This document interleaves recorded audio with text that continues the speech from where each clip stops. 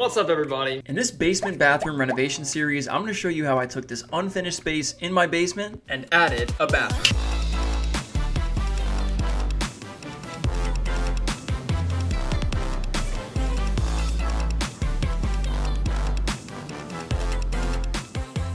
This basement bathroom renovation series is going to cover every step of the project, from plumbing to wall framing to electrical and even the finishing touches, so that you have a great idea of what you're going to need to do for your own basement bathroom project. Be sure to subscribe so you don't miss any episodes in the series, and in this episode we're going to cover basement bathroom planning, permitting, under slab plumbing, and waterproofing. So just like with any project, you're going to need to spend a lot of time thinking and planning out your bathroom addition to your basement before you can actually make it happen. First, you want to think about where your actual sewer stack is and where you're going to connect the plumbing to the main sewer stack. And you also want to think about if you're going to be able to do it below grade or if you're going to need some kind of pumping system to pump the sewage up to a higher elevation where it can drain into the sanitary sewer. So after identifying my sewer stack, I started by marking the general outline for where I wanted to put the bathroom by using some tape on the floor just to get an idea of where everything was going to be placed.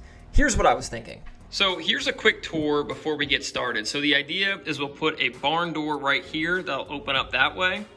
And then you'll walk into the bathroom like this. If we turn to our right, this is where we're gonna put our sink and vanity.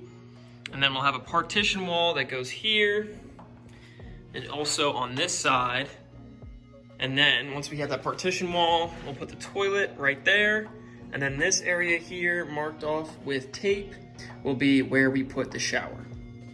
So in terms of planning out the plumbing, we're gonna have the drain there for the sink, we're gonna have the drain for the shower / tub, and then we're gonna have the drain for the toilet, which is all gonna go back to this main cast iron sewer stack, which we're gonna swap out with some PVC once we actually replace everything. So once we have an idea of what we're trying to do, it's time to pull out the graph paper and sketch up an actual plan with dimensions of what this bathroom is gonna look like. When developing your plan and sketches for your bathroom layout, you need to do some research to figure out the local code requirements, for example, like spacing in front of the toilet and also minimum spacing to the sides of the toilet. And there's also convention for the rough-in distance from the wall to kind of your plumbing drain. So you're gonna need to spend some time either meeting with a plumber or just researching local codes to figure out how you wanna sketch it up and plan your layout. And typically you're gonna need to take these plans and submit them to your city or county for review in order to get permits. Typically for a basement bathroom, you're gonna need a building permit, a plumbing permit, an electrical permit, kind of at minimum. The building permit you can usually take care of as the homeowner, but you're gonna need a licensed electrician and a licensed plumber to sign off on your plumbing and electrical permit.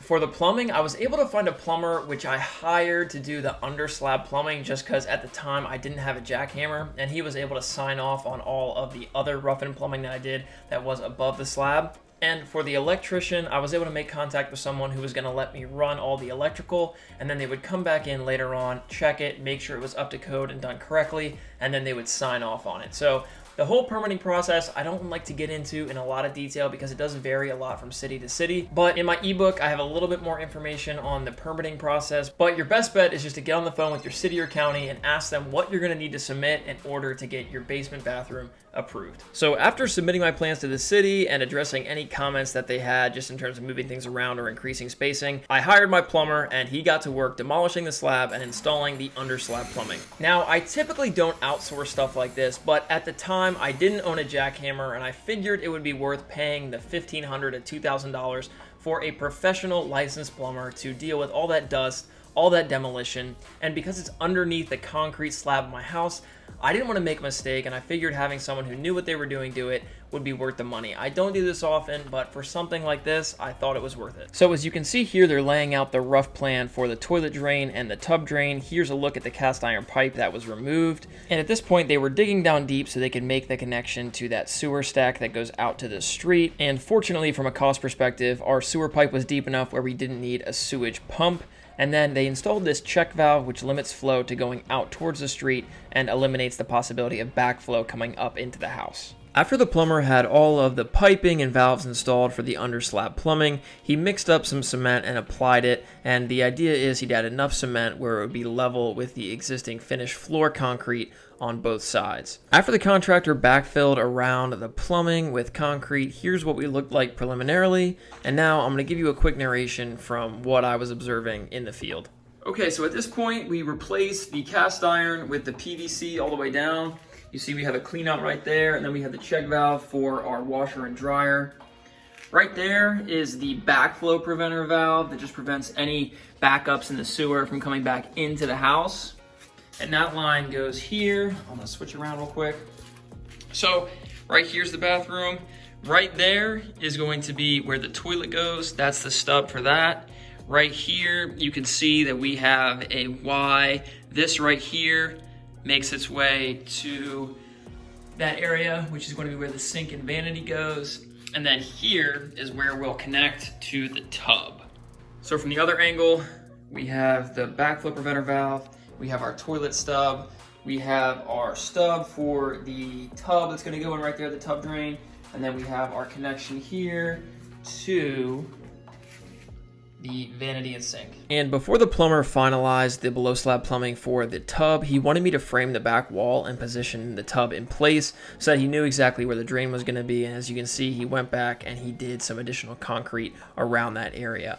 Here's what it looks like, and then here's what it looks like after I actually built that wall towards the end. As you can see, he never actually filled in that last little bit with concrete. Before I wrap up this video, I want to talk a little bit about basement waterproofing, because as you saw when the plumber was demolishing around that sanitary pipe, there was a perforated pipe that was kind of snaking around it, and what that's called is interior drain tiles. It's a perforated pipe that's going to collect any water that makes its way down around the foundation, and it's going to route it to a sump pump, which is then going to pump it up and out of the house. That's what I have in my basement for waterproofing, but there's also something called an exterior French drain, which is a similar concept with a perforated pipe on the exterior of the home, and that's going to collect water near the foundation and route it to a distance that's safely away from your foundation. Basement waterproofing is very important, so make sure that you take care of it before you add a bathroom. In the next episode of the basement bathroom renovation series, I'm going to show you exactly how to frame your basement bathroom walls, how to attach the bottom plate to the concrete slab below, and then a little bit further on, I'm going to show you how I corrected my plumber's uneven concrete slab by pouring the self-leveling underlayment, and honestly, it worked like a charm. Then in the episode after that, I'm going to show you some tips and tricks for installing this tub surround. I'm going to show you how I ran the electrical and installed the drywall in my basement, and if all that sounds good, you're going to love the final result.